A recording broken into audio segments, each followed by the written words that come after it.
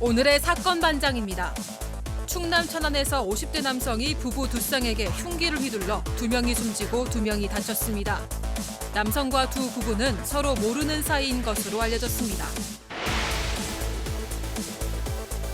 인천의 한 시내버스에서 일어난 버스기사 폭행 사건과 관련해 피해 기사가 사실과 다르다며 억울함을 호소했습니다. 사건 당시 가해 남성은 장애가 있는 아들을 무시하는 것 같아 그랬다고 주장했습니다. 이은혜가 자신의 빚은 갚지도 않으면서 생명보험료를 냈다는 사실이 드러났습니다. 이은혜는 결혼 전부터 생긴 빚으로 독촉을 받아왔습니다. 전남 순천에서 대형견이 나무에 묶인 채 학대를 당하는 영상이 공개됐습니다. 다행히 학대당한 대형견은 무사히 구조됐습니다. 뾰로롱! 아유, 안녕하십니까. 야, 진짜 제가 충격적인 소식 하나를 전해드리겠습니다. 자, 우리 가족 여러분들이 저희 사반 이메일로 제보를 주셨는데 이 박지훈 변호사가 드라마에 출연을 했다. 자, 앞에 보시고요. 자, 우리 이수진 기자가 들고 있는 이 TVN, 이 제목이 뭐죠? 군검사 도베르만의 박변으로 나옵니다. 이야, 진짜 제가 이거 보고 깜짝 놀랐어요. 뭐 이상합니까? 그냥 변호사 역할을 한 거예요. 제가 하는 아니, 그대로. 의외로 연기를 되게 못하더라고요. 그냥 변호사 안 할래 이걸 했기 때문에 사실 좀 어려웠습니다. 대사 몇 마디? 대사 한 2마디 있었습니다. 2마디. 예. 출연료 얼마? 없습니다. 진짜요? 우정 출연입니다. 예. 이 세상에. 프렌드십이 그러죠. 그렇군요. 알겠습니다. 정말 축하드립니다. 감사합니다. 예. 자, 진실 추적자 사건 반장 시작합니다. 자, 배우 현빈, 손예진 씨 커플 결혼 직후에 미국 LA로 신혼여행을 갔죠. 월드스타인지라 아무리 마스크를 써도 두 사람을 알아본 팬들의 저 카메라 세례를 받았는데, 자, 지나치게 가까이 접근을 하니까 현빈 씨가 저렇게 손짓을 하면서 좀 거리를 유지해 주세요. 뭐 이런 의사를 보이고 있죠. 손예진 씨 역시 난감한 내색을 하고 있는 것 같은데, 예. 자, 일이 아닌 신혼여행을 간 곳에서까지 누군가의 이 피사체가 돼야 한다는 거는 아무리 월드스타라도 썩 유쾌한 기분은 아닐 것 같다는 생각도 듭니다. 자, 오늘 출연자 소개해 올리죠. 자, 이수진 기자, 그리고 신인 탤런트 박지훈 씨. 예. 자, 박상희 소장, 양지열 변호사 나오셨습니다. 안녕하세요. 안녕하십니까? 예. 아무리 검색해도 안 나오길래 왜 그런가 했더니 수사반장으로 했네요 하신 강봉구님 괜찮습니다. 저도 가끔 헷갈립니다. 자, 사반 가족 미영 언니 연화 불러주세요 하신 최혜원님. 사건 반장은 하루 지나고 봐도 참 좋아요 하신 김하나님. 가급적이면 지금 보세요. 자, 저녁 6시만 되기를 조신하게 기다리고 있어요 하신 최명덕님. 유준아 말 좀 들어라 하신 포뇨 조아님. 시애틀의 김주희님, 사우스캐롤라이나의 임의연님, 울산의 준서 엄마님, 아리님, 이준상님, 대구의 캐시킴님 모두 사랑합니다. 자, 재미는 물론 의리로 함께하는 6시 내 고정 빨리 띄워주세요. 사건 반장. 대한민국과 전 세계 동포 가족 여러분의 시선을 모아서 출발합니다.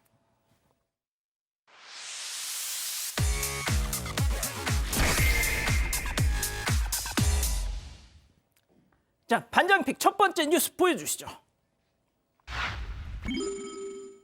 지나간 차량마다 활활입니다. 영상 함께 보시죠. 자, 늦은 새벽 한 주차장입니다. 한 여성이 주차된 차량 앞에서 서성 있는데요. 자, 그런데 보이시나요? 저 불이 활활. 자, 여성은 이미 떠났고요. 유유히 떠났습니다. 차량 앞부분 보시다시피 어이구야, 지금 완전 큰 불이 됐습니다.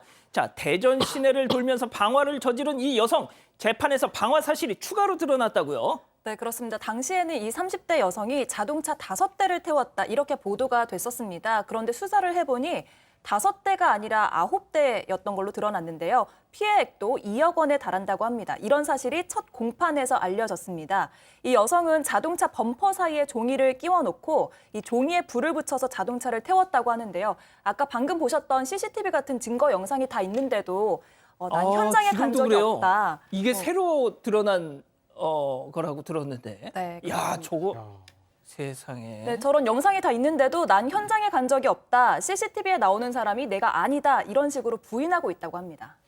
양 변호사님, 저희가 이거 얼마 전에 전해드렸었는데 그때 체포됐을 당시에는 아, 뭐 특별한 동기는 없어요. 막 그랬는데 경찰에 재판에서 또 말을 바꿨다고요. 그러니까요. 지금 말씀하신 것처럼 언론을 통해서는 경찰에서 수사를 받는 과정에서는 특별한 동기가 없었고 뭐 술이나 약물에 취했던 것도 아니었다라고 그렇게 얘기를 했다는데 재판에서는 저 그런 일 한 적 없습니다. 저거 나 아니에요라는 식으로 얘기를 하면서 아예 부인을 했대요. 네, 그때 내가 무슨 일을 했는지 좀 정리할 시간이 필요하기 때문에 시간을 달라라고 재판부에 이 재판을 한 차례 더 해달라고 연기 신청을 했다고 합니다. 별로 납득이 잘 안 되는데. 저렇게까지 명백하게 찍혀 있는데 비슷한 사람이라고 주장을 하는 건지 잘 그러니까요. 모르겠습니다. 예, 알겠습니다. 두 번째 픽 이어가죠. 여친 망보고 남친 훔치고 영상 함께 보시죠. 자, 주차된 차량 주변을 서성이는 저 남성 보이시죠? SUV에 지금 막 올라탈 것 같이 보이는데 자, 문을 열고 올라탑니다. 자, 그리고는 시동을 부르릉 걸고 후진을 한 다음에 유유히 사라집니다. 그런데 이 남성 떠나고 난 뒤에요. 내 차 어딨어? 도둑이야! 신고가 접수가 됐답니다. 방금 저 남자 차 도둑이었던 겁니다. 자, 박지훈 배우님, 박 배우님.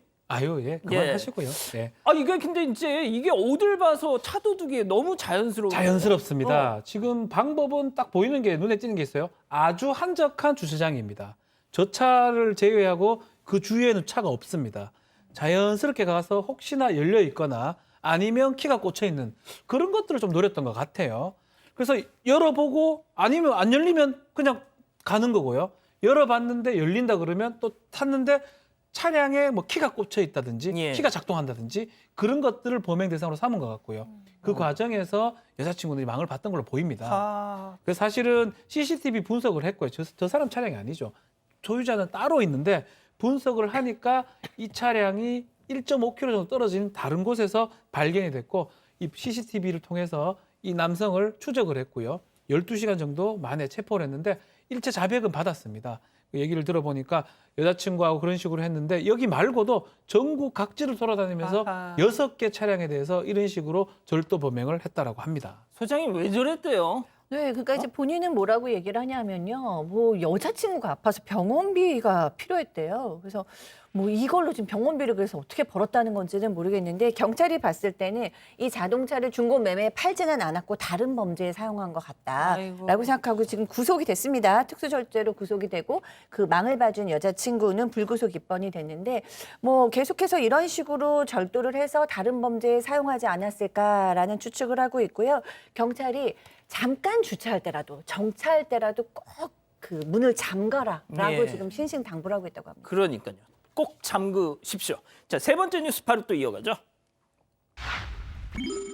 형사 눈에 딱 걸렸다입니다. 이번에도 영상 함께 보시죠. 자, 은행에서 지금 ATM기 앞으로 자기 차례를 기다리는 저 남성.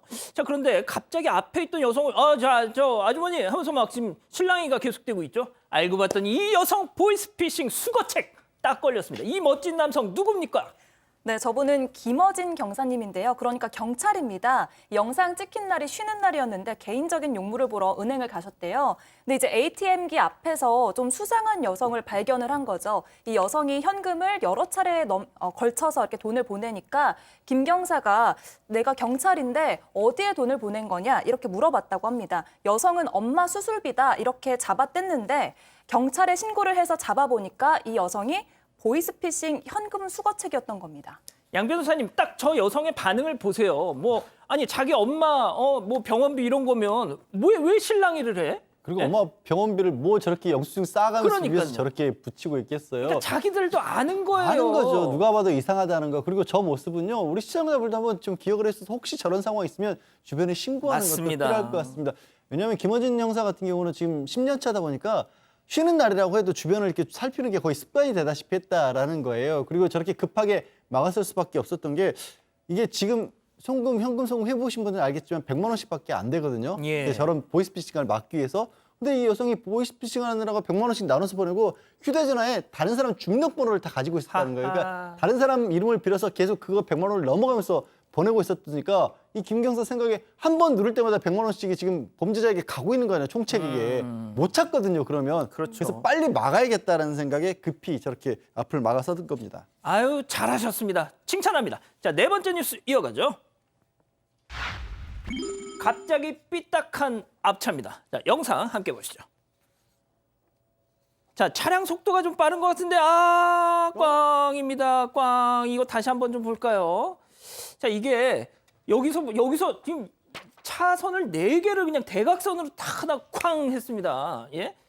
자, 일단 뭐 이 깜빡이도 안 켜고 이렇게 좀 아무튼 불박차 속도도 좀 빨랐던 것 같긴 한데, 자, 알겠습니다. 자, 누구 과실이 더 크다고 봐야 될까요? 일단 둘 다 문제라고 보이긴 해요.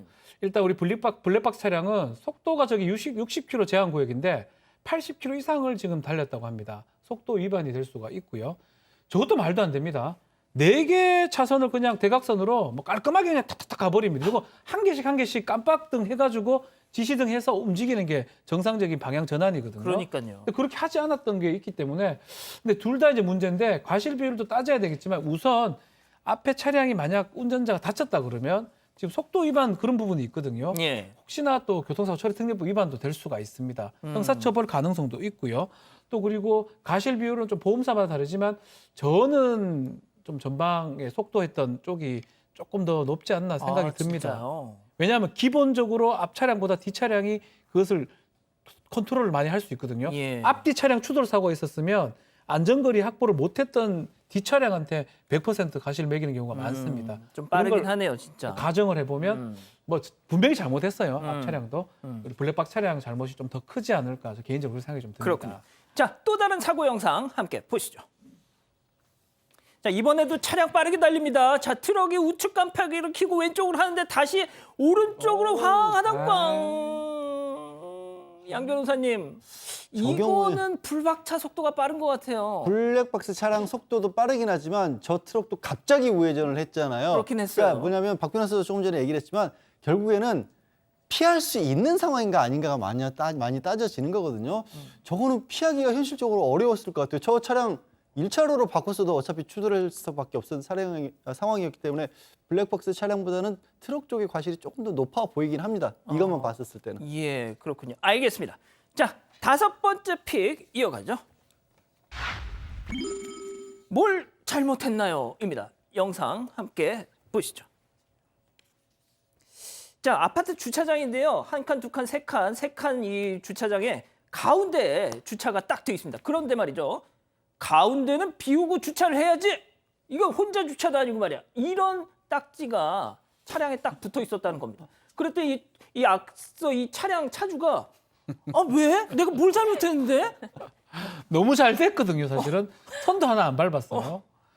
너무 잘 됐는데 저도 좀 저런 불안감이 있는데 갔을 때 저렇게 돼 있으면 자꾸 불안함이 좀 느껴져요.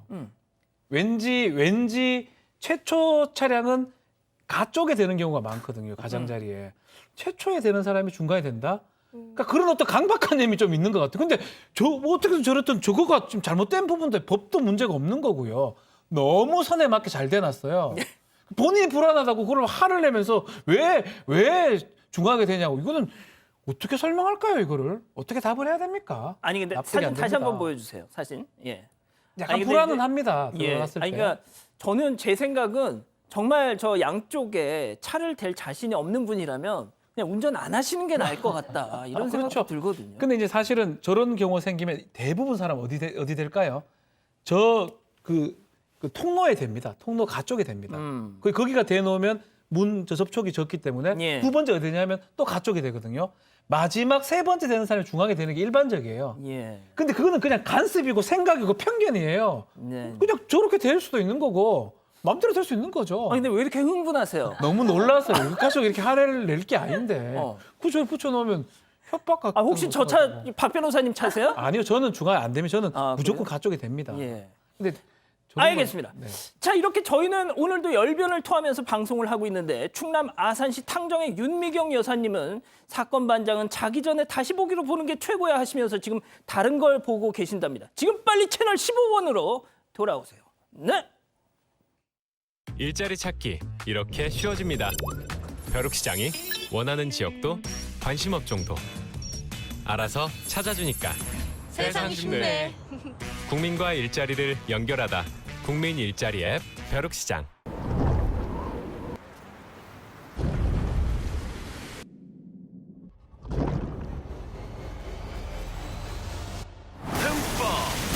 다시는 마그네슘, 마그비 스피드, 마그네슘의 흠뻑.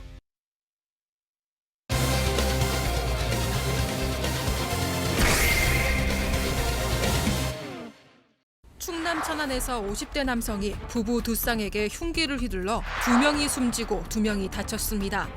남성과 두 부부는 서로 모르는 사이인 것으로 알려졌습니다. 사건의 전말을 파헤쳐봅니다. 이 JTBC 채널 번호가 지역마다 조금씩 다르죠. 그냥 JTBC로 빨리 오세요. 자, 오늘 사건 체크포인트 짚어보죠. 이거 정말 오늘 너무 충격입니다. 천안 흉기 난동 사건. 자, 박 변호사님, 네. 이 오늘 새벽에 천안에서 벌어진 사건이에요? 새벽 자정 12시 14분경에 천안의 어떤 도로에서 일어난 사건인데요. 피해자가 두 쌍의 부부입니다. 30대 부부고 또 가해자는 50대 남성으로 지금 보이는데 지금 도로에서 좀 일어난 일이에요. 그러니까 다짜고짜 흉기를 4명한테 휘둘렀다라고 하고요. 그중에 30대 여성 2명은 현장에서 옮겼지만 사망하게 됐고 남성 한 사람은 배와 팔 부위에 자상을 크게 입었고요. 또 한 명은 지금 의식을 좀 생명이 오가는 그런 상황으로 보입니다. 한 명은 경상, 2명은 사망하고 한 명은 중상을 입은 그런 큰 사고가 지금 발생했습니다. 자, 이 기자가 CCTV 영상을 좀 보면서 자세히 좀 설명을 해주시죠. 네, 이게 자정이 조금 넘은 시간에 일어난 일이라서 영상을 보시면 지금 도로가 텅 비어 있는데요. 네, 그런데 저기 오른쪽 위를 보시면요. 두 사람이 뒷걸음질을 치고 있고 한 남성이 이들을 공격하는 모습입니다. 네, 이번에는 한 부부가 도망을 가고 이 남성이 이들을 뒤쫓고 있는데요. 남성은 지금 안 보이시지만 흉기를 들고 있는 상황입니다. 아유, 세상에. 아내가 이렇게 넘어지자 남편이 이렇게 끌어가지고 보호하는 모습인데요. 근데 이때 당시 이제 남편도 흉기에 찔려서 피를 흘리고 있는 상황이었습니다. 자, 왼쪽이 피해자고 오른쪽이 가해자입니다. 네, 그렇습니다. 예. 네, 이후에 이제 경찰과 소방이 도착을 했는데 이 여성들은 이제 병원으로 옮겨졌지만 결국 숨졌습니다. 아니, 이게 양 변호사님 뭐예요 도대체? 일단 경찰에서 지금 남성을 긴급 체포를 한 상황이어서 아직까지 공식적인 확인이 된 건 아닌데 이제 기자들이 취재를 한 바를 좀 종합을 하면요. 저 부부, 피해를 입은 부부는 사촌지간이어서 부부 모임을 한 거랍니다. 서로 친한 사이여서. 그런데 이 흉기를 휘두른 50대 같은 경우는 처음 만난 사람이었고요.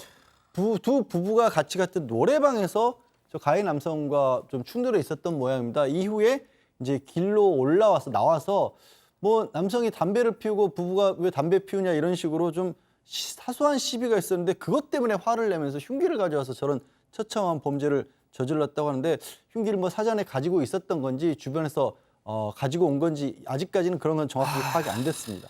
자, 일단 경찰이 공식적으로 이 확인해준 사건 내용은 아니지만 일부 언론 보도를 통해서 지금 조금씩 나오고 있는 걸 저희가 다시 한 번만 좀 말씀드리면 양 변호사님 말씀하신 것처럼 마스크를 벗은 채 이 가해자가 담배를 피우고 있었는데 그 담배 연기가 이 피해자들 쪽으로 오니까 그것에 대한 문제 제기를 했던 모양입니다. 거기서 이제 시비가 붙어서 저런 흉기를 칼부림이 났다는 건데 이게 진짜 요즘 솔직히 담배 연기를 그냥 맡아도 불쾌감이 드는데 요즘 같은 코로나 시국에 담배 연기를 남의 담배 냄새를 맡는다 이거면 이게 누구 기관지에 들어갔던 연기가 좀 내 기관지로 들어온 거 아니야라는 생각이 들면 불쾌감이 더할 거 아닙니까? 예? 하하, 이 참 소장님. 그런데 네. 지금 부부 모임, 그러니까 두 쌍의 부부 모임이 있었는데 공교롭게도 여성들 2명만 숨진 상태입니다. 네, 그렇습니다.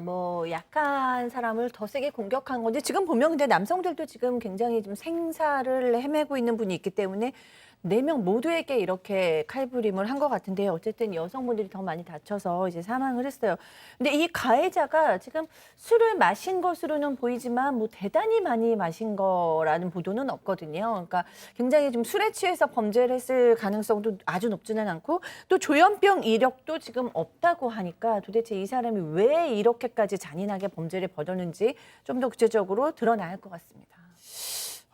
참, 범행 동기 같은 거에 대해서 지금 경찰이 밝혀주는 게 아직 경찰이 예. 확인해 주지는 못하고 있고요. 다만 지금 취재 과정에서 그런 어떤 갈등 상황, 담배 이런 얘기를 하고 있는데 문제는 갈등이 있었던 그 남성이 지금 중상을 입고 있습니다. 피해자인데 그래서 진술이 좀 어려운 상황이고요. 그러다 보니까 이 범행 동기 관련해서 난동을 한 그 가해자 입장에서 아마 반영이 가능하기 때문에 아직까지는 범행 동기가 정확하게 밝히지 않는 그런 상황이고 아마 지금 일단은 살인죄가 2개죠. 살인 미수가 지금 2개고요. 긴급 체포를 해서 영장을 지금 신청하겠다라고 하는 상황입니다. 양 변호사님, 제가 이 사건이 너무 충격적인 게 아니 뭐 별 대단한 이유 현재까지는 이유도 없는 것 같은데 벼랑간 정말 누군가의 지금 아내고 누군가의 또 엄마인 그 부인 2사람이 비명 행사를 했어요. 날벼락도 이런 날벼락이 있을까요? 그리고 정말 저는 좀 무서울 정도인 게 저렇게까지 뛰어가면서 부상을 입고 몸을 다쳐서 넘어져 있는 사람을 또 공격해서 목숨을 빼앗을 정도까지면 글쎄 무슨 철천지 원수가 아니고서 저럴 수 있을까 싶은데 나오는 얘기는 고작해야 노래방에서 신랑이 있었고 담배 연기 때문에 시비 붙었다. 아니 너무 황망하죠. 이 상황은 지금 아내를 갑작스레 잃고 지금 한 사람의 남성도 한 사람은 생명이 경각에 달려 있다고 하거든요. 정말 이 사건은 조금 더 사연을 알아야 좀 조금이라도 이해가 갈 것 같아요. 아무튼 뭐 이 사건은 앞으로도 계속 좀 관련 속보가 이어질 것 같은데요. 저희가 또 전해드리겠습니다. 자, 이렇게 마무리하고요. 2번째 사건 이어갑니다.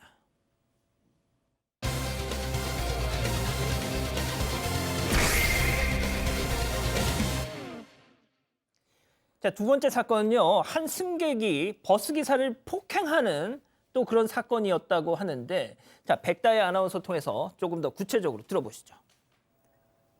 지난 7일 밤 9시 인천의 한 시내버스 안.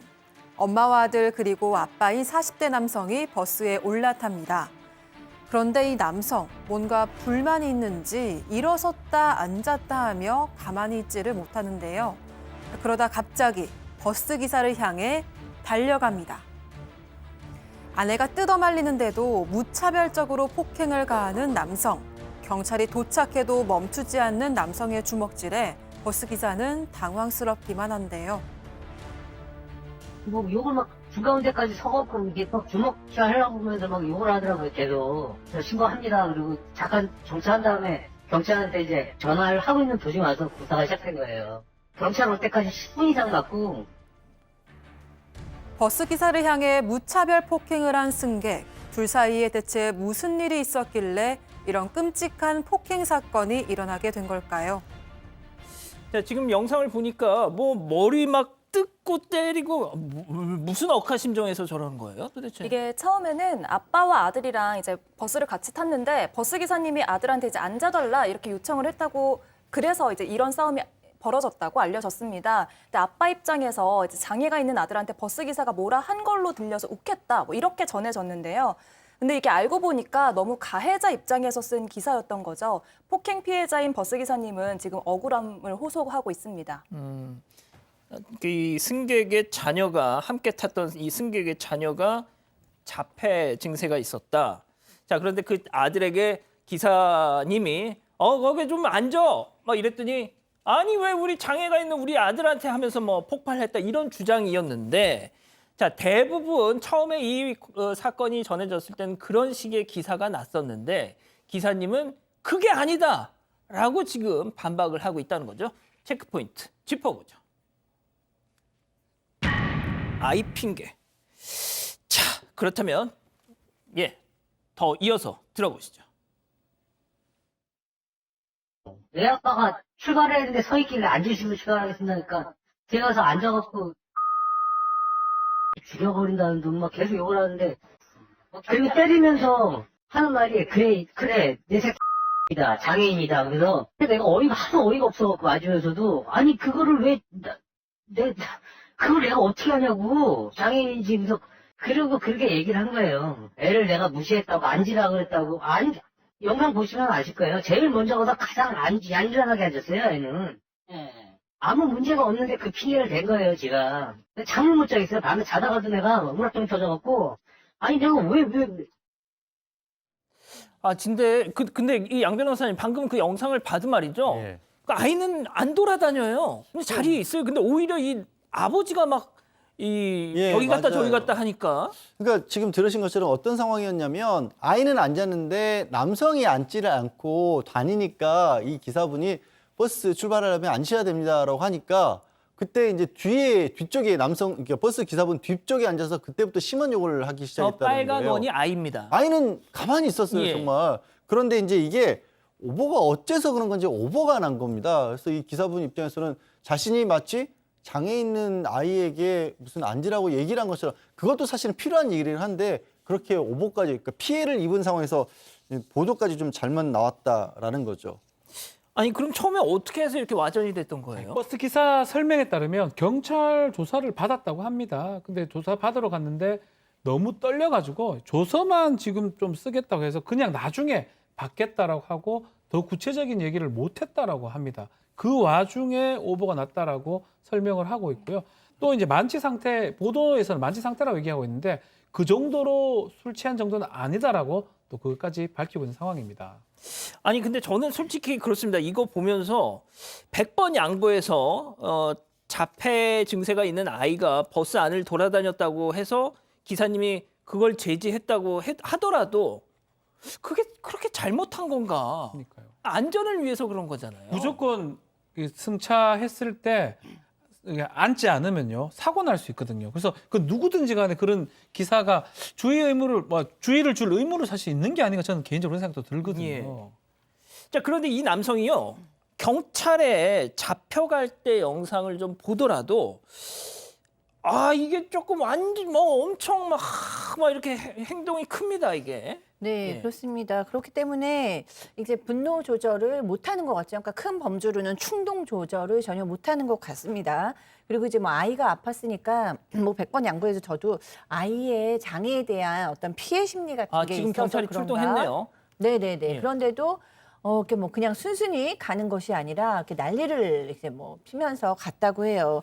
그래서 제가 이때 분노를 조절하지 못했나 보다. 그 아이에 대한 마음이 너무 안타까워서 이랬나라고 이해를 해주려고 그래도 나중에 뭐라 그랬냐면은 내 아이를 무시해서 그랬다 없는 예를 쥐어내잖아요. 한마디로 아이 핑계를 대잖아요.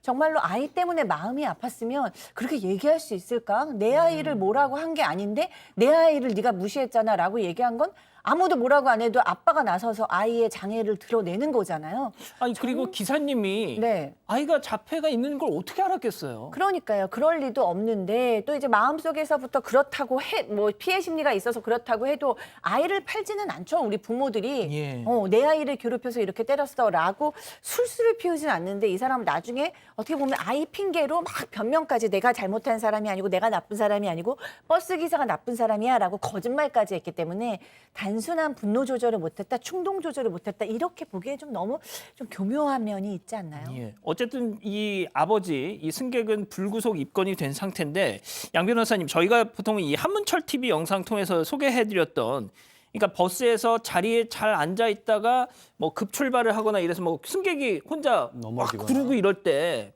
그러니까 승객 잘못인데도 불구하고 기사들을 상대로 혹은 뭐 버스 회사를 상대로 막 이렇게 막 어떤 법적 조치에 나서잖아요.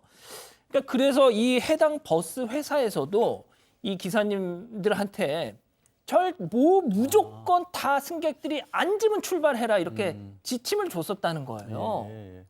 그러다 보니까 이런 거 아닌가. 근데 그것도 또 이게 법적으로 우리 같은 경우에 이제 교통사고가 일어나면 저는 이런 부분들이 좀 쉽진 않겠지만 좀 개선돼야 될 거라고 생각을 하는데 일단 사람이 다쳤거나 뭐 이런 상황이 벌어지면 과실 비율로 따질 때 과실을 일단 추정을 하고 보거든요. 예. 그러니까 그 안에서 일반적으로 사회적으로 봤었을 때 이 정도라고 한다면 감수해야 될 정도의 상황이다라고 하는 게 일단 그냥 법조문 그대로 적용을 해서 어쨌든 사람 다쳤으니까라고 가다 보니까 이런 일들이 생기는 거거든요. 그래서 우리가 특히 교통사고 관련한 부분은 법 적용도 그렇고 법원 적용도 그렇고 지금 너무 경직돼 있는 게 아닌가 하는 좀 생각을 합니다. 예.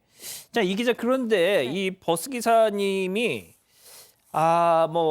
이 물리적으로는 뭐 이렇게 충격도 있지만 폭행을 당한 것도 있지만 말 때문에 또 속상하신 것도 있다고 뭐 전해졌어요. 네, 이 버스 기사님은 폭언 때문에 자괴감이 든다고 하는데요. 이 남성이 했던 말을 보면 너 버스 기사 해서 먹고 살겠냐 뭐 이런 식으로도 말도 했고 나한테 맷값 밟는 게 네가 받는 월급보다 더 많을 거다 뭐 이런 막말을 들었다고 합니다. 그래서 이 버스 기사님은 너무 분해서 잠을 못 이루고 있다고 합니다.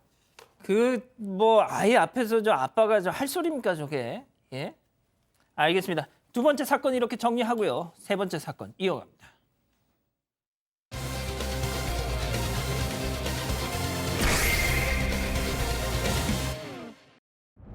이은혜가 자신의 빚은 갚지도 않으면서 생명보험료를 냈다는 사실이 드러났습니다. 이은혜는 결혼 전부터 생긴 빚으로 독촉을 받아왔습니다. 이은혜를 둘러싼 또 다른 의혹을 짚어봅니다.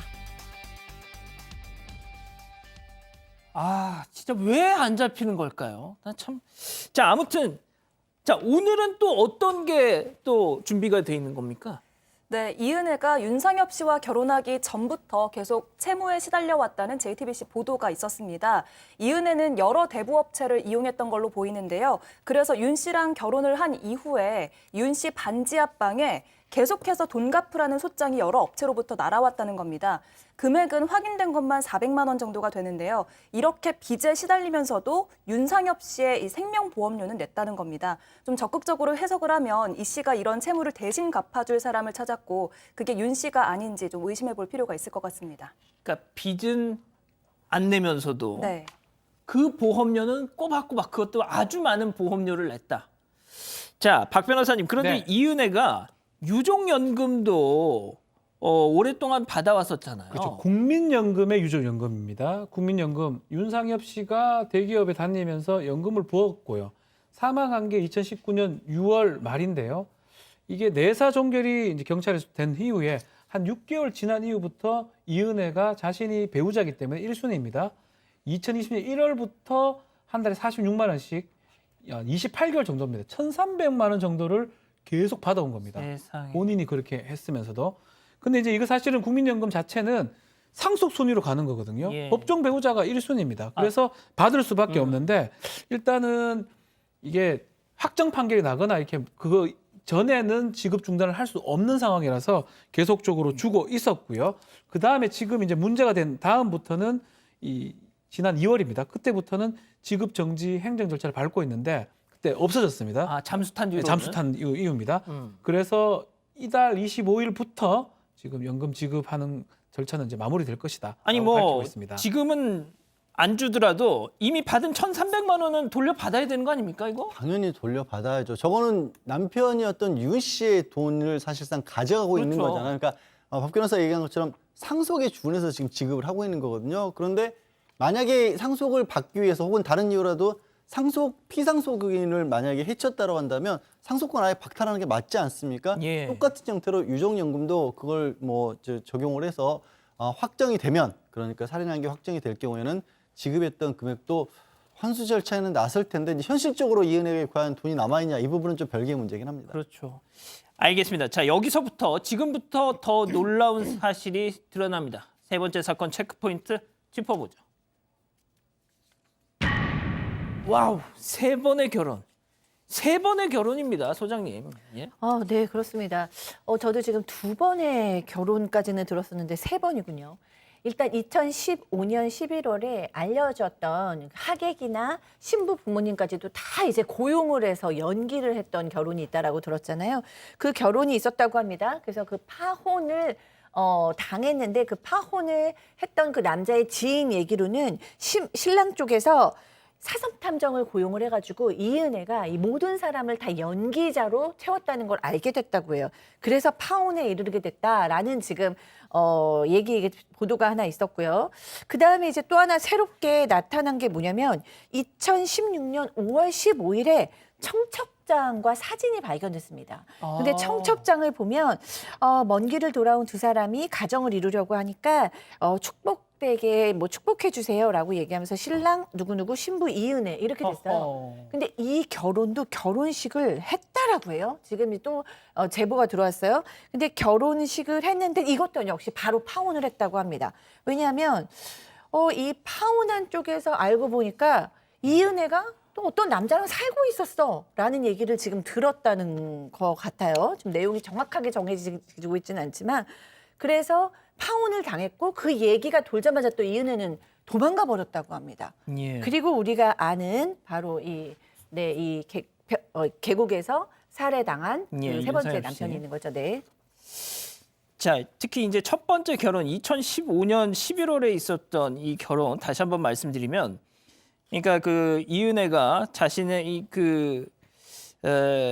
신부 측이 빈손으로 결혼을 하니까 신랑 측에서 야 그럼 너희 집 앞으로 들어오는 축의금을 받는 걸로 이 결혼 비용을 서로 반분하는 걸로 하자 했는데 땡전 한 푼 들어온 게 없더라는 거예요, 신부 쪽에서. 그래가지고 신랑 측이 사람을 사서 이게 뭐 어떻게 된 영문이냐 하면서 알아봤던 거죠. 그랬더니 방금 소장님 말씀하신 것처럼 신부 부모님 또 신부 측 손님들이 전부 다 대행 알바였던 거예요. 알바니까 당연히 부조를 안 하죠. 예? 아니 근데 더 황당한 것은 이 사람들이 결혼식에 딱 결혼식 당일부터 좀 의심스러웠다는 거예요. 신부 측 부모님이 영 부모 같지가 않아. 그렇죠. 어색해. 가짜 부모. 예. 그리고 지인들 신부 측 하객이라고 온 사람들 봤더니 반팔 차림을 하고 왔고 반바지를 입고 왔는데 거기 또 막 문신이 막 있어요. 그렇죠. 그래서 야 이거 좀 이상하다. 박 변호사님. 네. 결국은 쇼하는 거죠. 목적이 뭐냐 보면 결혼이 목적이에요. 결혼식도 목적이 아닙니다. 목적은 법적 배우자가 되는 겁니다. 또 그 법적 배우자가 왜 되려고 했느냐 보면 결국은 보험금을 취득하기에 가장 적합한 게 법적 배우자거든요. 보험 수익은 굳이 공란을 수익자를 지정하지 않는다 하더라도 상속인한테 법적 배우자가 1순위이기 때문에 결국 이은혜는 계속적으로 결혼식을 시도한 거는 보험금 취득 목적이 계속 있었던 걸로 보이고요. 2015년, 16년 이때 안 된 거는 너무 이상하니까 그렇죠. 그 남자들이 안 한 거죠. 예. 근데 이제 세 번째, 결혼상으로는 세 번째인데 여기서는 윤상엽 씨 같은 경우는 뭐 알았든지 몰랐든지 어쨌든 간에 결혼식을 했고요. 또 살기도 했고요. 그래서 뭐 계속적으로 보험금에 가장 적합한 사람을 찾았던 것 같아요. 아니 그 말씀대로라면 계속적으로 반복해서.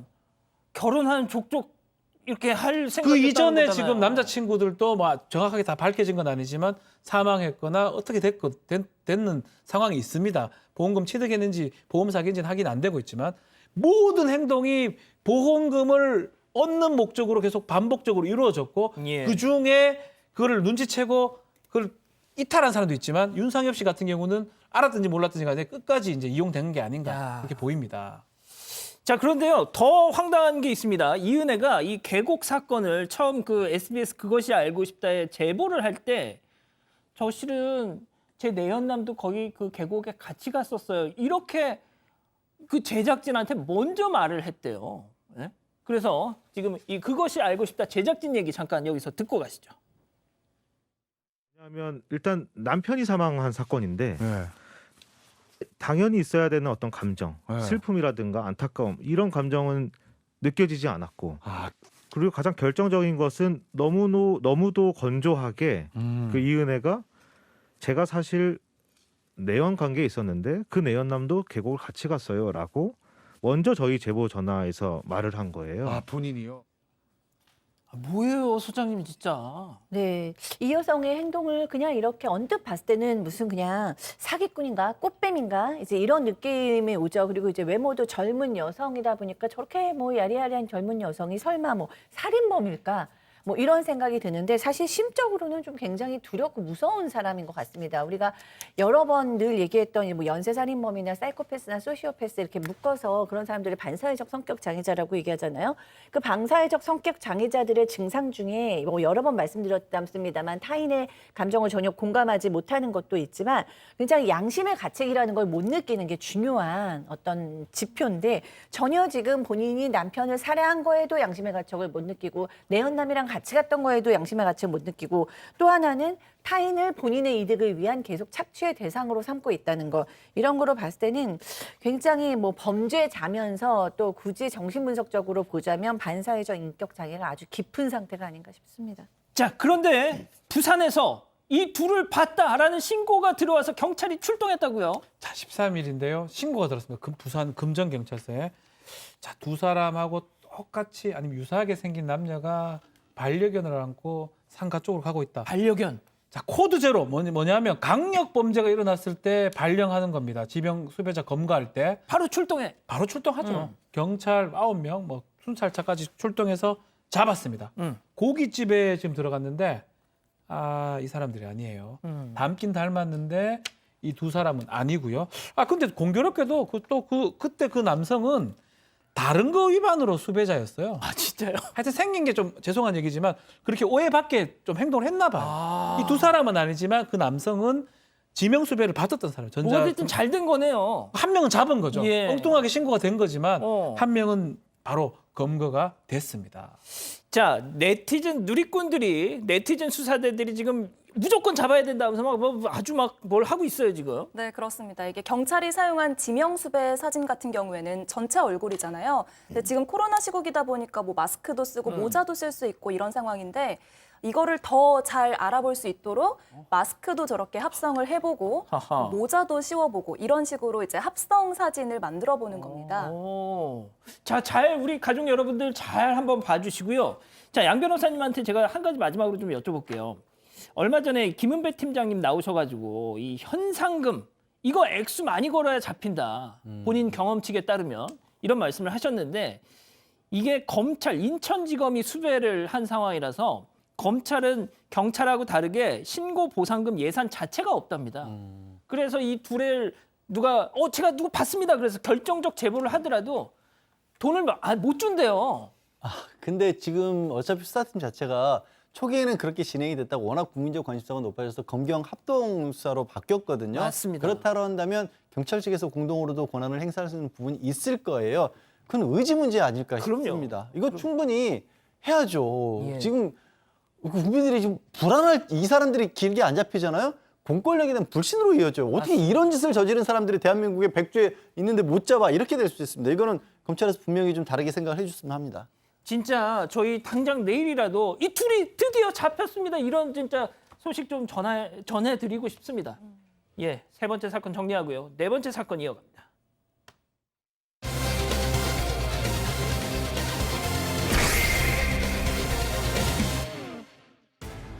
전남 순천에서 대형견이 나무에 묶인 채 학대를 당하는 영상이 공개됐습니다. 다행히 학대를 당한 대형견은 무사히 구조됐습니다. 어떻게 된 일인지 알아봅니다.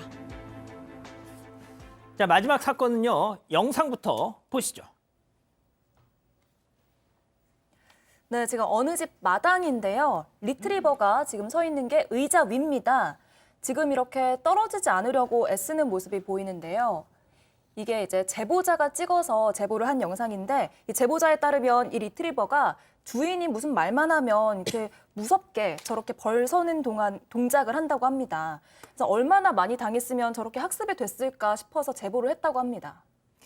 자, 그런데 일단은 이 제보자의 주장이고 이 동물보호단체의 주장입니다. 현재까지는. 자, 그런데 이 제보자에 따르면 밤에 저 골든 레트리버가 구타까지 당했다는 그렇죠. 밤에도 이 리트리버가 좀 당하는 모습이 있는데 저 영상에 나오죠. 리트리버가 뭐 때리거나 막 이렇게 막 잡아채는 모양새고요. 끌려. 그래서 막 개가 막 힘들어하는 반려견이 좀 힘들어하는 모양새. 이런 게 도망가는 그런 모양이 좀 잡힌 모양이 있습니다. 이 제보자 얘기에 따르면 이 반려인이 리트리버한테 돌을 던지거나 물을 뿌리면서 위협적으로 대했다고 좀 도망가죠. 대했다고 하고 이게 겁에 질려가지고 이 반려견은 도망가는 그런 모습이 계속적으로 보였기 때문에 가혹행위라든지 구타를 한 게 아니냐라고 지금 주장하고 있는 상황입니다. 알겠습니다. 그럼 이쯤에서 이번 사건 체크포인트 짚어보죠. 버릇을 고치려고. 자, 당시 신고를 받고 출동한 경찰 관계자의 얘기 들어보시죠. 그러니까 감나무에 매달려 있더라고요. 왜 이런 행위를 하냐. 버릇 고치려고 그랬다고. 그런 행위를 하면 안 된다고 계도하고 마무리한 거예요. 예, 소장님, 그 리트리버가 천사견으로도 불리잖아요. 그만큼 온순하고 뭐 주인한테는 정말 순종적이고 뭐 이렇게 정평이 나 있는데, 자, 앞서도 뭐 약간 깽깽 막 하는 이런 소리도 들었고 그런데 주인은 학대는 무슨 학대냐 지금 버릇을 고칠 이게 모르겠습니다. 네, 어쨌든 뭐 저희는 주인이 안 학대했다고 하니까 뭐 증거를 들어대기는 어렵지만 저희는 영상을 봤잖아요. 영상을 보면 보통 강아지를 누가 감나무에 저렇게 매달아 놓고 저기서 다리 삐끗하면 목 조아 죽는 거 아닌가요? 네, 의자가 떨어진다거나 이런 목 졸리는 거잖아요. 일단 영상 자체에는 네. 목줄이 나무에 걸려 있는 영상은 없다고 그러더라고요. 일단 네. 자세히 보이지는 않는데 아무튼요. 네, 어쨌든 뭐 보편적이지 못한 벌을 받고 있고 또 리트리버는 워낙에 순한 강아지기도 하고 그 뭐 저 감나무의 목줄은 뭐 그럼 확인을 지금 100% 하지는 못하고 있습니다만 우리가 그 전에 본 영상에서는 이 아이가 버릇을 고칠 일이 무엇인지 모르겠는데 굉장히 싸납다거나 뭐 주인한테 대든다거나 이런 게 없이 그냥 낑낑거리면서 도망만 다니고 있잖아요. 그냥 우리가 늘 아는 리트리버의 그런 성격의 모습을 보여주고 있어서 개의 버릇을 고치려고 그랬다라는 것이 저는 잘 설득이 되지 않습니다. 자, 이제 해당 견주의 입장도 좀 들어보죠. 얘기 말씀드렸지만 전혀 학대한 적 없다. 네, 견주 말이 너무 황당한데요. 리트리버가 이걸 좋아한다고 얘기를 한 겁니다. 어떤 걸요? 이게 두 발로 서는 훈련을 해왔는데 리트리버가 이거를 좋아했대요. 그래서 이렇게 계속 훈련을 해왔고 키우는 과정에서 자기는 학대한 적이 한 번도 없다. 뭐 이런 식으로 얘기를 했다고 합니다. 그리고 이제 목줄이 우연히 나무에 걸린 적은 있는데 그 다음부터는 목줄에 걸린 적이 없다. 뭐 이렇게 해명하기도 했습니다. 예. 자, 일단 뭐 워낙 입장이 팽팽하게 맞서고 있어서 뭐 저희는 이쪽 입장, 저쪽 입장 소개만 해드릴 뿐인데 그렇다면 앞서 그 영상을 본 전문가들의 의견은 어떨까요? 저희가 한번 들어봤습니다. 얘가 얼굴 보니까 얼굴 겁에 질려있네요, 그냥. 이렇게 하게 되면 주인이 와서 보상해주고 잘했다 칭찬해주니까 이런 행동을 하는 거예요. 이제 이렇게 많이 서 있게 되면 애가 안 좋죠. 척추나 이런 데 그쵸. 무리가 엄청 안 좋죠. 네. 보호자라면 이런 행동을 했을 때 분명히 안 좋을 거라는 걸 알고 있을 텐데 그거를 보고 계속 놔두고 이거를 계속 훈련을 시킨 거는 자, 양 변호사님, 그런 아까 이 신고를 받고 출동한 경찰도 저 감나무에 매달려 있는 걸 봤다라고 했는데 근데 그냥 돌아갔다면서요?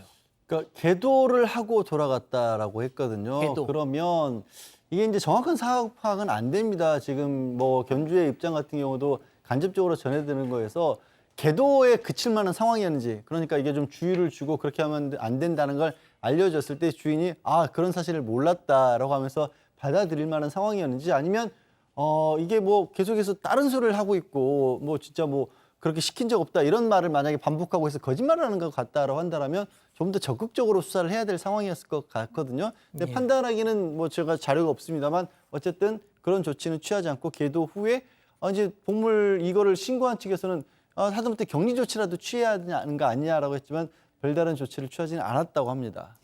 예. 저희 동물자유연대하고 경찰 측의 저희가 준비한 CG 한번 좀 띄워주시죠. 예. 자, 소장님, 그러면 말이죠. 지금 리트리버는 어디 있습니까? 네, 지금 어저께 동물보호단체가 협조를 많이 구해서 공조를 통해서 지자체하고 이제 경찰이 공조를 한 것 같습니다. 그래서 어저께 구조됐다고 합니다. 그래서 지금은 이 동물보호단체에 있어요. 그래서 지금 영상이 구조되는 나오는데 장면이 나가네요. 네, 아이가 좋아갖고 지금 꼬리를 뭐 살랑살랑 흔들고 굉장히 지금은 상태가 좋다고 합니다. 자, 일단 박 변호사님, 네. 뭐 일단 저 견주 측에서는 계속 뭐 학대한 적이 없다라고 이렇게 부인을 하고 있으니까 조심스럽긴 한데 그렇죠. 만약에 이게 사실로 밝혀지면 어떤 뭐 일단은 뭐 걔가 얘기를 할 수는 없습니다. 그렇지만 저런 영상이라든지 목격자 진술을 통해서 동물보호법상의 동물 학대 행위인지 아닌지가 확인이 가능할 것 같아요. 예전 법률보다 개정이 돼가지고 이유 없이 괴롭히거나 죽이거나 고통을 주거나 했을 때 처벌이 됩니다. 2년 이하의 징역 또는 2천만 원의 벌금이 될 수 있기 때문에 아마 조사가 진행되면 입건의 가능성도 있다고 봅니다. 알겠습니다. 자, 오늘 사건 이렇게 정리하고요. 다음 별별 상담소 이어갑니다.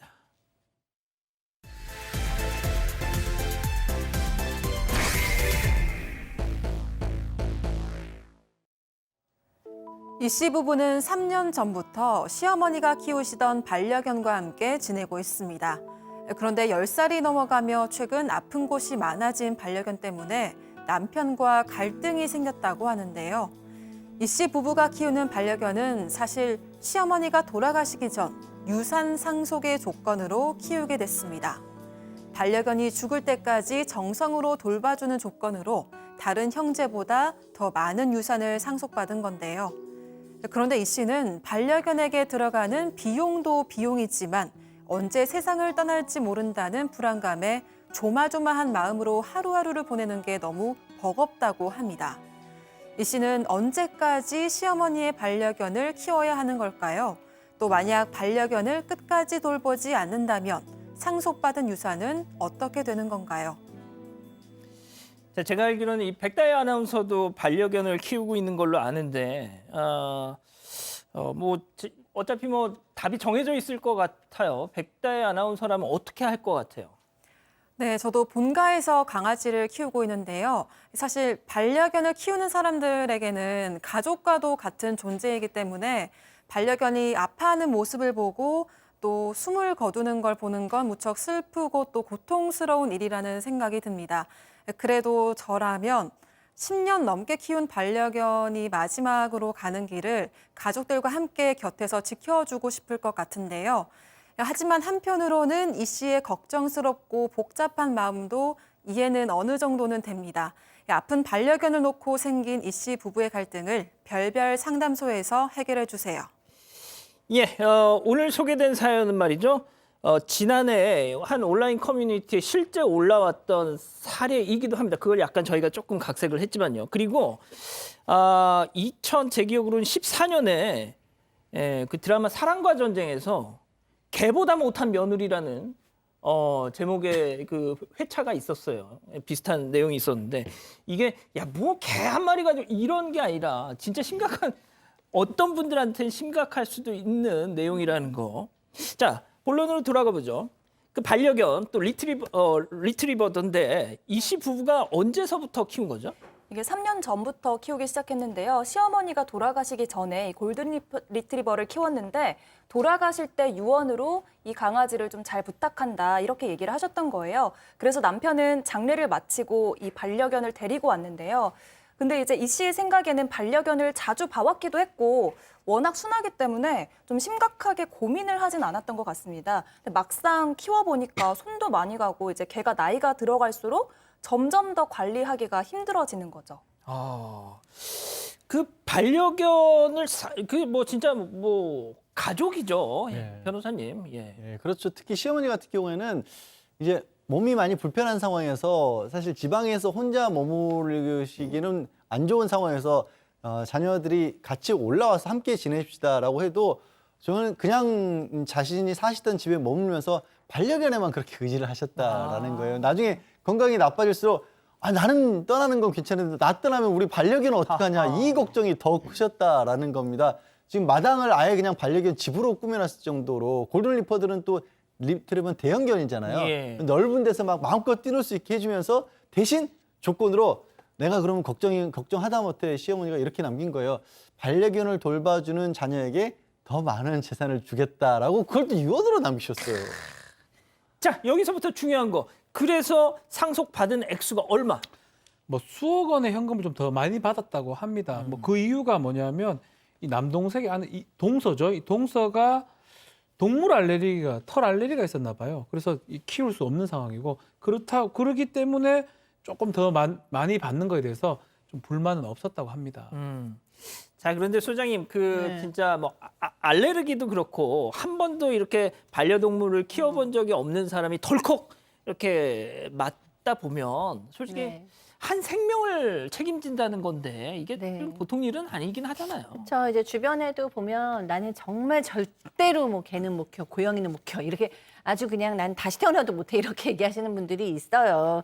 뭐 키우다 보면 정이 들지만 어쨌든 맨 처음에는 굉장히 힘들었던 것 같아요. 오늘의 이 주인공 여성도 금붕어 한번 키워본 적이 없는데 갑자기 이제 아파트에서 또 대형견을 키우려고 하니까 여러모로 힘은 들었던 것 같습니다. 그러니까 시어머니랑 정들었던 이 개가 한동안은 좀 우울해하기도 하고 집에 적응도 못하기도 하고 이래서 가족들하고 적응하는데도 좀 시간이 걸렸고요.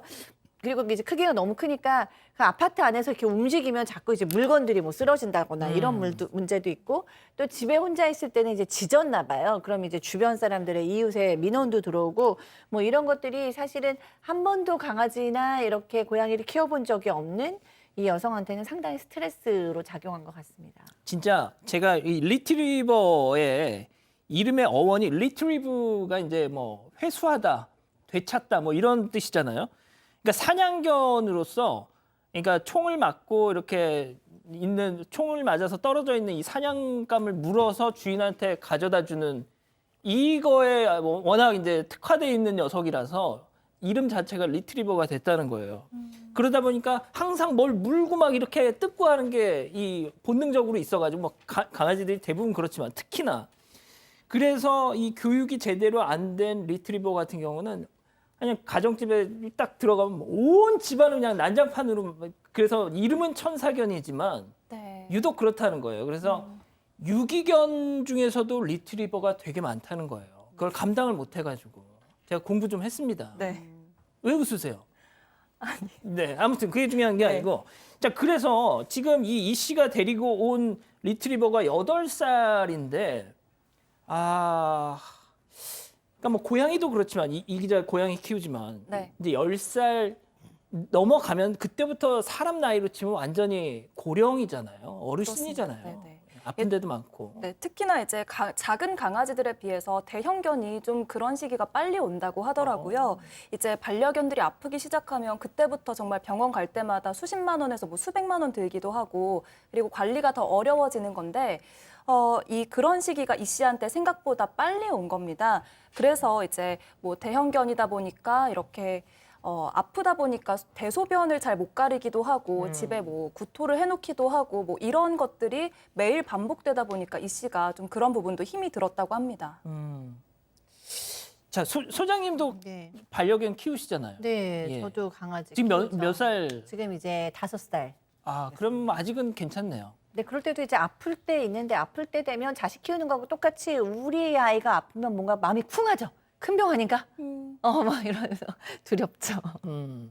아니 이제 사람 자식은이면 말도 안 듣고 막 이러는데 강아지를 얼마나 좋아하고 그래요. 그러니까요. 그리고 이제 저희 시어머니께서는 진짜 너무 이해가 되시는 게 지금도 정말 이 강아지가 제일 소중하시고 계속 이제는 할머니가 강아지를 키우는 것보다 제가 봤을 땐 강아지가 할머니를 지키고 있다는 표현이 더 그래서 너무너무 저희 어머니라도 이 어머니랑 똑같은 내가 이 아이를 어떻게 두고 혼자 가나 이런 생각 하실 것 같아요. 충분히 사실 좀 이해가 되는 상황입니다. 자 그런데 이 씨는 아무래도 뭐 아파트에서 이 대형견을 키우니까 워낙 또 뭐 부담스럽고 뭐 요양시설에 보내자. 그러니까 사실 이 씨가 이 생각을 한 게요. 힘들기도 힘들지만 이 씨 입장에서 생각해 봤었을 때는 이런 식으로 아파트에 머물게 하는 게 오히려 걔한테 몹쓸짓하는 거라는 생각도 들었던 거예요. 그러니까 제대로 돌봐주는 게 아닐 수도 있으니까 요양시설하거나 안락사를 한번 고려해보자라고 남편에게 얘기를 했다라는 예. 건데 남편은 그냥 말도 못 그러겠다는 거예요. 왜요? 남편 입장에서는 이 반려견이 자신의 어머니의 임종을 지켜주는 아이잖아요. 그러니까 내가 못해준 효도를 대신 해주는 아이인 거예요. 그러니까 어머니를 지키는 마음으로 또 반려견을 지키는 그런 마음이 들었던 건데 근데 문제는 남편은 밖에 나가 있고 정작 돌보고 진짜 지키는 건 또 아내거든요. 제가 말이죠. 이 유사한 사례에 달렸던 댓글 몇 개를 소개해 드릴 테니까 여기 계신 우리 네 분께서 좀 한번 얘기를 해주세요. 댓글에 이런 게 있습니다. 유언 안 지킬 거면 재산을 받지를 말든가. 자 수억 받아놓고 병원비 수백만 원 깨진 게 그렇게 아깝냐? 라는 게 있는가 하면 유산을 아내만 쓰냐? 자기 엄마 걔면 아들이 키우지 왜 그걸 부인한테 그 책임을 다 떠넘은 게 뭐 이런 것도 있고요. 좀 어떠세요? 저는 아내 쪽이 좀 더 공감이 되거든요. 아내 쪽? 그러니까 이제 뭐 야, 이 댓글창에서 욕 많이 드실 것 같은데. 둘 다 공감이 되지만 약간 갑자기 더 태세 전환. 이제 나중에 또 법률 얘기를 좀 하겠지만 예. 그냥 지금 아내 입장에서 보면 본인이 지금 다 해야 되는 상황이고 현실적으로 봤을 때 두 사람의 결정을 같이 의논하고 해야 되는데 너무 이 집 남편은 본인은 보지도 않으면서 자꾸 어머니의 어떤 유언, 뭐 이 법적인 유언인 좀 이따 얘기를 하겠지만 그거에 좀 너무 의미를 두는 것 같습니다. 그래서 저는 뭐 둘 다 뭐 이거를 사실 누가 옳고 그러면 따지긴 어렵지만 제가 남편이라면 저는 아내의 뜻을 따를 겁니다. 생각보다 욕을 많이 아직까지는 다행이네요. 먹고 계시진 않아요. 예, 제가 혹시 남편이라면 저는 아내 뜻을 따를 겁니다. 예. 어머니가 그렇다 하더라도 지금 현재 같이 살고 있잖아요. 예, 알겠습니다. 네. 뭐 또 다른 저는 무조건 집에서 길러야 된다고 생각하거든요. 진짜요? 어머니한테 약속했잖아요. 어머니의 자식 같은 애예요. 어머니랑 약속했고 재산도 받았잖아요. 그럼 아예 얘를 갖다 버린다고요? 안락사 시키겠다고요? 진짜 사랑아, 몇 년 사셨으면 정드셨을 텐데. 안락사는 안 시킵니다. 그 얘기 나왔거든요. 좀 안락사 시키자고까지. 말만 그런 거죠. 그걸 시킬 수도 있고, 저 아이고. 시키자고 봤어요. 두 분 투샷 좀 잡아주세요. 그러진 않습니다. 아니야, 그럴 수도 있어요. 안락사는 안 시킵니다. 안락사 시킨 사람 안락사는 많습니다. 절대 안 시킵니다. 봐봐. 아니에요, 시키실 절대 수도 안 있어요. 시킵니다. 그럼 예. 전 진짜 그건 반대고 어머니한테 신의를 지키고 강아지도 가족이잖아요. 그럼 안 되시는 거 아닌가? 뭐 양 변호사님은 의견 없으세요? 아니 뭐 두 분이 다 얘기를 하셨어요. 진짜? 저는 발을 살짝 빼겠습니다. 야, 하여튼 진짜 제일 영리해, 하여튼 진짜. 얄미워 죽겠어. 자, 그러면요 이쯤에서 별별 상담소 오늘의 궁금증 짚어보죠. 자, 반려견 보살피라는 시어머니의 유언. 이거 언제까지 지켜야 할까요? 자, 이제 유언, 법적인 유언하고 유지가 있어요. 예컨대 양지 바른 곳에 묻어다오. 어떻게 다오. 우리가 민법상 의미 있는 유언은 뭐 그 형식도 갖춰야 되겠지만 형식도 아주 복잡합니다. 중요한 거는 유언 사항들이 정해져 있습니다. 재산 사항이라든지 아니면 뭐 친생 부인 뭐 이런 것도 정해져 있어요. 네 아들이 맞다 아니다. 몇 가지 유언 사항들이 정해져 있는데 동물을 키워라 안 키워라 이거는 유언 사항은 아닙니다. 그렇기 때문에 사실은 법적인 의미가 있는 유언이라고 보기 좀 어렵지 않나 생각이 듭니다. 양 변호사님, 그러면 그냥 단순하게 생각하면 약속 안 지켰으면 좀 토해내야지라는 이제 박 변호사처럼 볼 수도 있고요. 대신에 이제 금액을 더 주기로 했기 때문에 조건이 달린 유언이라고 볼 수도 있어요. 그래서 근데 이게 법적으로 따지면 뭐가 문제냐면 그럼 어머님이 끝까지 보살피란 얘기가 집에서 자연스럽게 명을 다할 때까지 끝까지냐 아니면 이게 아이가 너무 상황이 안 좋으니까 요양시설에 보내는 것도 끝까지로 볼 수도 있는 거잖아요. 그래서 일단 그 판단이 너무 어려운 상황이고 게다가 그 판단을 누가 하는지 알아요? 여기서는 아이러니하게도 유언 집행자가 이 조건이 다 충족이 됐는지 아닌지를 유언 집행자가 판단하는데 유언 집행자가 또 장남이 되는 거예요. 그러니까 자기가 이걸 조건을 지켰는지 안 지켰는지를 장남이 판단할 수 있기 때문에 사실은 크게 의미 있는 다툼이 되기는 어렵습니다. 뭐 저는 사실 이게 유언으로 거의 의미가 없다고 보거든요. 격식 다 갖춰야 됩니다. 예컨대 뭐 자필 증서로 하든지 5가지 방식이 된다든지. 그러니까 양 변호사님 말씀이 기분 나쁘시다. 아니요, 너무 좋은데. 예. 이거 큰일 날.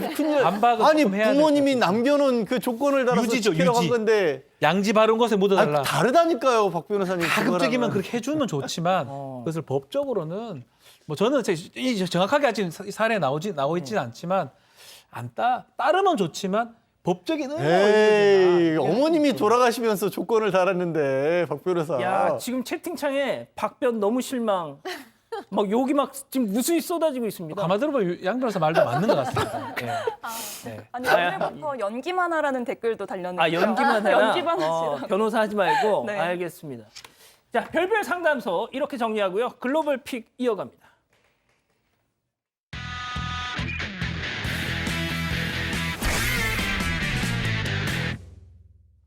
자, 오늘 첫 번째 픽 대만으로 가보시죠.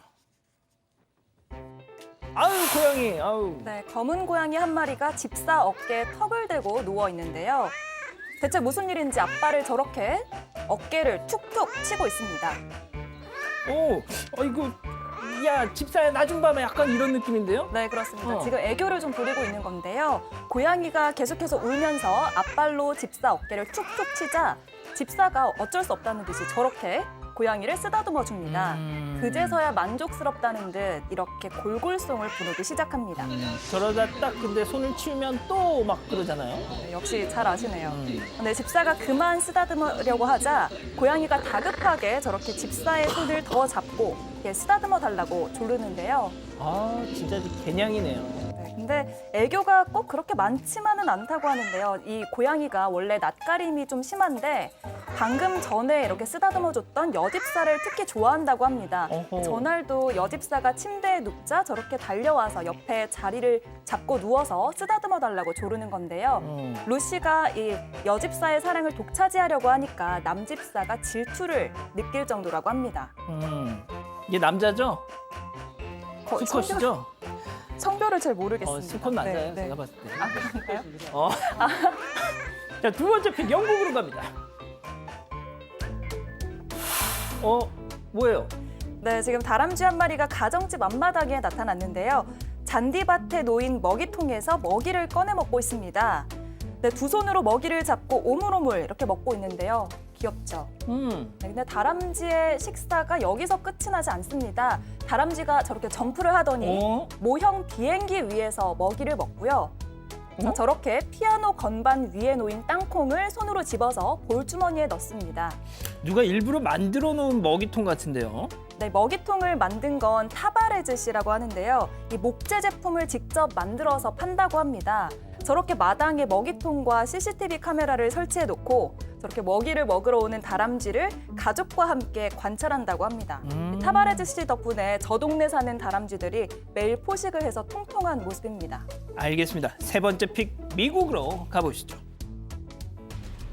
네, 미국 뉴욕의 어느 지하철입니다. 열차 문이 열리자 승객들이 비명을 지르면서 나오고 있죠. 열차 안에는 연기가 쉼없이 뿜어져 나오고 있고요. 다리에 총을 맞은 듯한 남성이 플랫폼 위에 쓰러집니다. 열차 안 상황을 보면 심각합니다. 총격을 당한 부상자가 의식을 잃고 바닥에 쓰러진 모습도 보이고 있습니다. 이거 오늘 정말 너무 충격이었어요. 오늘입니다. 오늘 오전 8시 반쯤에 뉴욕 브루클리 36번가 지하철역에 들어서는 열차 안에서 총기 난사 사건이 발생했습니다. 대체 무슨 일이 있었던 건지 피해자의 이야기를 들어보겠습니다. His face, and all you see is like a smoke, black smoke bomb going off, and then people bum rushing to the back. This pregnant woman was in front of me. I was trying to help her. I didn't know they were shots at first. I just thought it was a black smoke bomb. I hugged her, and then the bum rush continued. I got pushed, and that's when I got shot. 자, 이 사건으로 승객 10명이 총에 맞았으며 최소 16명이 다친 것으로 알려졌는데요. 부상자들은 인근 병원 3곳에서 치료를 받고 있다고 합니다. 위독한 환자는 그렇지만 없다고 합니다. 진짜 총기 난사 사건에서 사망자가 없다는 거 천만다행입니다. 저 사람이 나오죠. 미국은 얼굴 공개합니다, 바로. 주에 따라서. 자, 160cm 중반의 흑인 남성인데요. 연막탄을 터뜨리면서 총을 마구 쏜 뒤에 현장에 도망을 쳤다라고 합니다. 뉴욕 경찰이 남성을 추적하고 있고요. 사건 현장에서 약 8km 떨어진 지점에서 이 용의자가 빌린 승합차가 발견이 돼서 신원을 확인했는데 용의자 이름 62살의 프랭크 제임스로 알려졌습니다. 뉴욕 경찰은 기자회견을 통해서 이날 총격이 테러 사건으로는 보이지 않는다면서 모든 가능성을 열어놓고 수사 중이라고 밝혔습니다. 알겠습니다. 자, 네 번째 픽 인도로 가보시죠. 자, 화면 분명히 뭔가가 터집니다. 사고 납니다. 아래쪽에 남성들 보이죠? 가게에서 아이스크림을 사 먹고 있는 것 같은데요. 자, 반대편 좀 보세요. SUV 빨간 차가 돌진해 옵니다. 남성들이 서 있는 가게 외벽을 그냥 들이받아요. 들이받아요. 저 사람들. 그렇지만 이 남성들 재빠르게 도망쳐서 아이고. 가까스로 충돌을 피하지만 SUV 차량은 외벽을 들이받고 바로 옆으로 쓰러지고 맙니다. 차에 탄 사람들 어떻게 됐어요? 일단 조금 전 아이스크림을 사 먹던 남성들 또 사고 목격한 시민들이 차량으로 모여드는데 남성 한 명이 쓰러진 차 위로 올라가자 다른 남성들이 차 문을 열어봅니다. 탑승객들이 차 밖으로 나올 수 있도록 돕는 건데요. 두 사람이 있었는데 모두 차 밖으로 손쉽게 빠져나온 거 보이죠? 다치지 않는 것으로 보입니다. 현재 언론은요. SUV 차량의 핸들이 잠기는 바람에 차가 통제력을 잃고 가게 외벽을 들이받았다고 전했고요. 차량 핸들이 갑자기 잠긴 이유는 아직 알 수 없다라고 합니다. 알겠습니다. 5번째 픽 스페인으로 가보시죠. 뭘까요? 네, 지금 여성이 도로를 건너고 있는데요. 자, 멀리서 걸어오는 모습이 자, 심상치가 않습니다. 저기 보이시나요? 지금 머리가 좀 특이한데요. 뭐요? 네, 멀리서 봐도 고깔 모양의 머리가 눈에 띄죠. 자세히 보니까 모자가 아니라 머리카락입니다. 야, 저 스프레이 엄청 뿌렸을 것 같은데. 네, 그렇습니다. 지금 이제 저 여성이 로라라고 하는데요. 놀랍게도 저 머리를 하고 지금 회사에 출근하고 있다고 합니다. 아니, 무슨 회사 다니길래? 네, 그러니까요. 네, 지금 이제 저 여성이 차에 왜 타는 저래? 모습인데요. 머리가 너무 위로 이제 길게 뻗어서 차에 타는 게 쉽지가 않습니다. 머리를 어디에 놓아야 할지 지금 계속 고민하는 모습인데요. 자, 결국에는 저렇게 지금 아직 고전을 하고 있는데요. 예. 네, 결국에는 이제 창문을 열고 머리를 내밀기로 했습니다. 아, 창문을 열고. 네, 저렇게- 저렇게 지금 아니, 창문을 뒷자리 타면 될 열고요. 것 같은데. 왜 굳이 조수석에 앉으려고 해가지고. 예. 네, 지금 머리를 위로 뾰족하게 묶은 모습이 좀 파인애플 같기도 하고요. 심슨 가족에 나오는 혹시 마지 심슨 아시나요? 예? 마지 심슨. 예. 파란색 머리에 저 맞아요, 이렇게 맞아요. 긴 네, 그런 만화 이제 캐릭터 같기도 한데요. 음. 저 여성이 알고 보니까 트롤 인형의 헤어스타일을 따라한 거라고 합니다. 아, 그렇구나. 네, 지금 머리카락 안에는 고깔이 숨겨져 있고 네, 스프레이 고정을 시켜서 머리카락이 흘러내리지 않게 아유. 고정을 했다고 합니다. 그렇구나. 저 머리 무거울 텐데 참 그러니까. 고생입니다. 그러니까. 자, 저렇게 사연도 할까요? 알겠습니다. 자, 오늘 사연은요, 댕댕이와 냥입니다. 보여주시죠. 제목이 사건 반장 대기 타는 강아지입니다. 이 노모가 키우는 달래라는 강아지인데요. 원래는 딴짓하다가 사반 시작하면 와서 봤는데 이제는 광고 나올 때부터 저러고 있습니다. 대체 달래한테 무슨 짓을 하신 겁니까? 라고 하셨고요. 자, 이번엔 냥이 스노입니다. 스노. 요즘 사건 반장에 푹 빠졌다고 하셨는데 진짜 저희도 신기합니다. 왜 저렇게 동물이 사건 반장을 좋아하는지 우리 박지훈 변호사님. 네. 지금 제가 한 가지 좀 말씀드릴게. 예.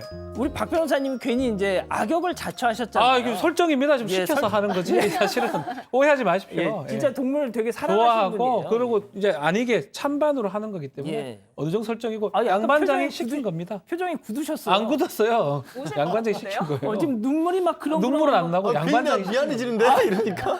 시킨 거 한 명은 찬성 한 명은 반대가 돼야 되기 때문에 예, 그렇게 그렇습니다. 한 걸로 예. 좀 이해해 주십시오. 설정이었다는 거. 네.